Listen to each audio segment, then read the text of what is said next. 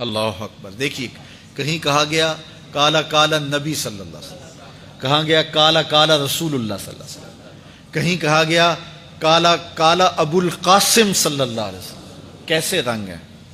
حضرت عائشہ بھی روایت کرتی ہیں حضور کی حدیث، تو کبھی نہیں کہتی کہ کالا کالا زوجی میرے شوہر نے کہا، وہ بھی کہتے ہیں کالا کالا رسول اللہ میرے رسول نے کہا. حضرت عباس روایت کرتے ہیں تو کبھی نہیں کہتے کہ میرے بھتیجے نے کہا، وہ بھی کہتے ہیں کالا کالا رسول اللہ صلی اللہ علیہ وسلم.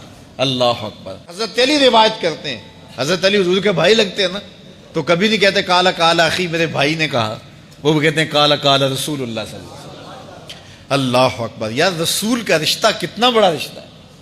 تو کوئی نہیں کہتا میرے شوہر نے کہا ہے، کوئی نہیں کہتا میرے بھتیجے نے کہا ہے، کوئی نہیں کہتا کہ میرے بھائی نے کہا ہے، سارے کہتے ہیں میرے رسول نے کہا ہے.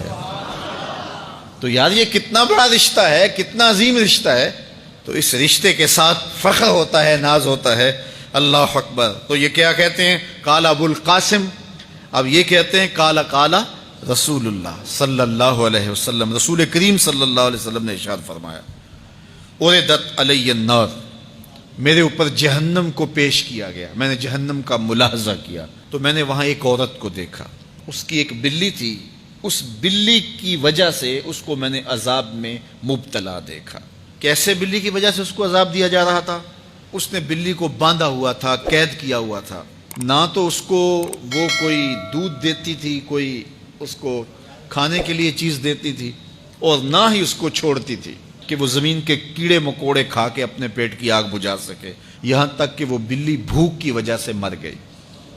رسول اللہ فرماتے ہیں بلی کی اس مالکہ کو میں نے جہنم کی آگ میں جلستے ہوئے دیکھا. اور عمر بن عامر الخزائی، بنو خزاعہ کا شخص عمر، اس کو میں نے دیکھا اپنی انتڑیوں کو جہنم کی آگ میں دھکیل رہا ہے. اس کی انتڑیاں نکلی ہوئی ہیں اور جہنم کی آگ میں گھسیٹتی ہوئی اس کی انتڑیاں جا رہی ہیں.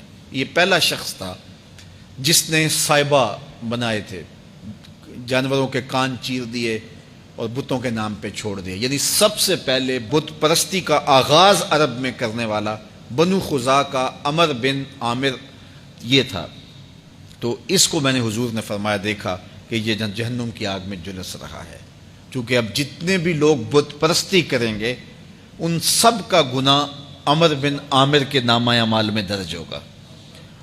ان کو بھی گناہ ملے گا جو بت پرستی کرتے ہیں، اور چونکہ ایجاد اس نے کیے تھے، بت اس نے بنائے تھے، تراشے اس نے تھے، پھر اس کے بعد اس نے جانور بتوں کے نام پہ چھوڑے تھے، چڑھاوے چڑھانے کا انداز اختیار کیا تھا، لہٰذا اس کو جو ہے وہ گناہ پہنچتا رہے گا. تو کہا میں نے اس کو عذاب میں مبتلا دیکھا. تو اگر خیر کی بنیاد رکھو گے نیکیاں ملتی رہیں گی، کھاتے کبھی بھی کلوز نہیں ہوں گے. اور اگر برائی کی بنیاد رکھو گے قیامت تک اس برائی پر جو عمل کرتے رہیں گے اس کا گناہ بھی کھاتے میں پڑتا رہے گا. اللہ اکبر. تو ہمیں اچھائی کی طرح ڈالنی چاہیے، نیکی کی طرح ڈالنی چاہیے.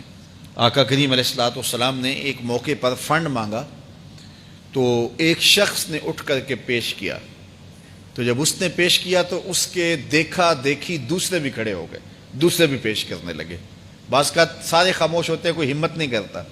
تو ایک کھڑا ہوا تو اس کو دیکھ کے دوسرے بھی کھڑے ہو گئے. تب حضور نے فرمایا تھا من سنّا فی الاسلام سنۃ حسنۃ فلہ اجرھا، جس نے اسلام میں کوئی اچھا طریقہ رائج کیا اس کو اس کا اجر ملے گا.